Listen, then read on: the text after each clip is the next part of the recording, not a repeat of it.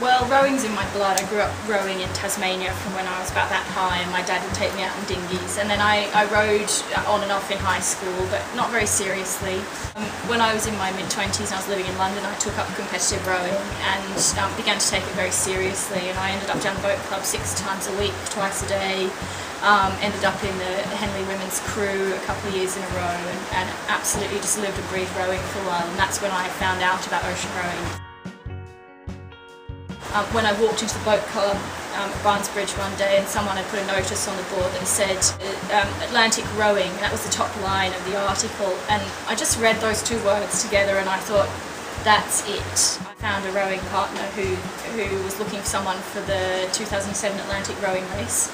And at that point we had 5 months until the race start, so it was a scramble, and the boat wasn't finished and we didn't have any of our provisions, and I needed to find £15,000 and I didn't have any money, and, but by some miracle we made it to the start line. The solitude is one of the hardest things. It's an incredibly lonely space, especially for me on my first expedition where I was in a pairs boat, and so you'll take it in turns to row for 2 hours and then rest for 2 hours. There was a very clear low point. Our rudder broke 19 times. We had 19 major repairs, countless minor repairs, and we lost about a week's rowing time to the rudder break. And we got about 2 weeks from Antigua, and it was close enough. So it was a 73-day voyage. 2 weeks was close enough that I could smell the finish.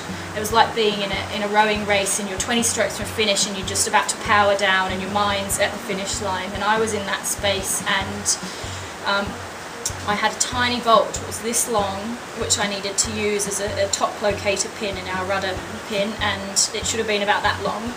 And I dropped it in the sea, and we'd already unscrewed everything we could possibly unscrew from the boat for all the repairs, and I had nothing else left to fix the rudder with, and I thought that was it. How on earth do you keep pulling yourself out of the cabin and taking hold of the oars day after day after day?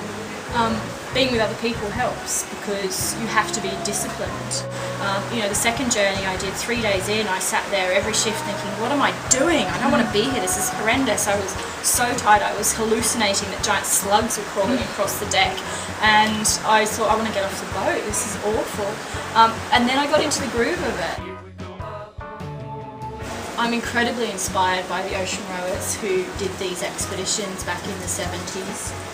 Who are some of the first people to do the trips, and we set off now with autopilots to auto-adjust our rudders, with satellite phones to talk to loved ones at home, with chocolate bars, with wet wipes to clean our salt sores, with iPods to listen to music. And I think, my God, these guys went off and they did the expeditions without any of that stuff, and they were truly on their own. Yeah, you can do it.